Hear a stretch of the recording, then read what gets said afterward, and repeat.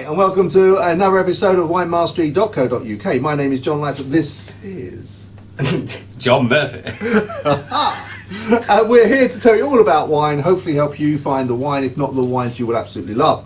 Now, in part one of this episode, we tasted a Merlot, and now we're moving on to a Cab Sav. Yes, we are. With Cabernet Sauvignon. Yep. Those that are more enlightened than me. Either one will do. Either one will do. Okay, so, same vineyard. Yes. Same vineyard. Yep. Should we get to it? Why not? Why not? There we go, sir. Thank you very much. Anytime. Well, the colour's really dark. That is much darker than the other one, isn't it? Yeah. But then that's to be expected. It's got... It's really quite a deep ruby colour, but it's still quite bright. It's shining through there. Yeah. I like the look of it. So do I. This is more kind of, or I assume this is going to be more my style of wine. Yeah. I assume that, but again, we just don't know. Do we? Right. Okay. So we have a. Oh, it's gorgeous. Oh, it is. That smells delightful. It does. There's so much fruit going on in there, and that is...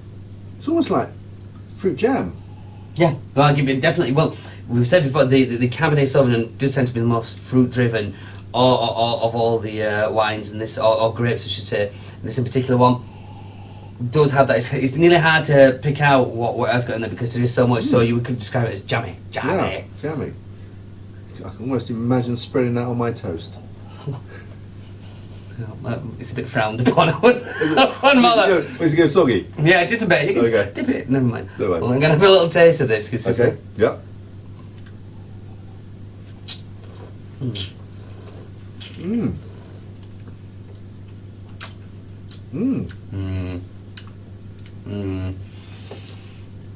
Again, that is the one delightful.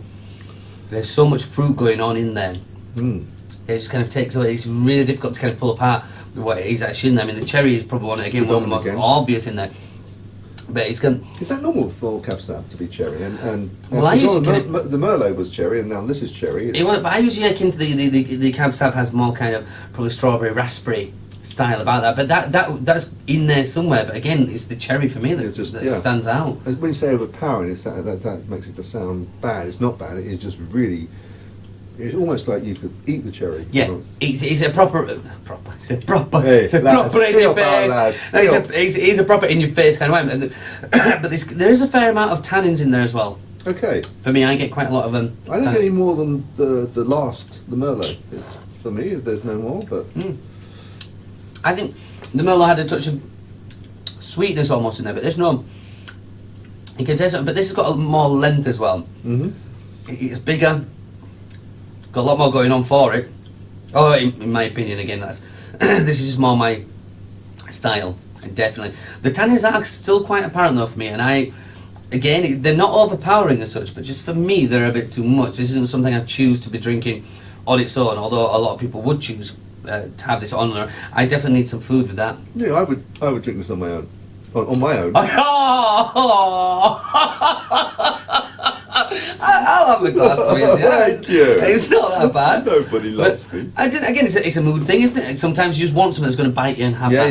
Yeah. But yeah, again, stereotypical kind of, that jamminess, one lick your lips kind of style about it. And it has got the length there because that's still coming through. It is. Yeah. It is. Maybe I might change my mind. That's very nice. That's very nice.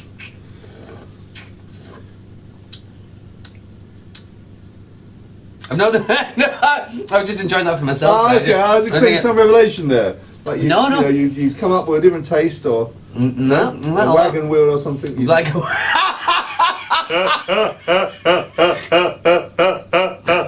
I'm still in all the wines we've tasted, John. I'm still not getting those wagon wheels. Wagon wheeling? I wonder if anybody has actually. Has anybody tasted? Because I'd be really interested. If anybody has tasted a wine that tastes wagon wheelie, you'd let us know because I'd like to taste. Probably only 1% of the viewers will actually know what a wagon wheel is. Quite probably, yes. We have said this. Yes. We have to put a picture of a wagon wheel. It's a chocolate biscuit for those that don't know. Not an actual big wagon. And they're much smaller than they used to be as well. Are they? Mm. I find all of that when I get older.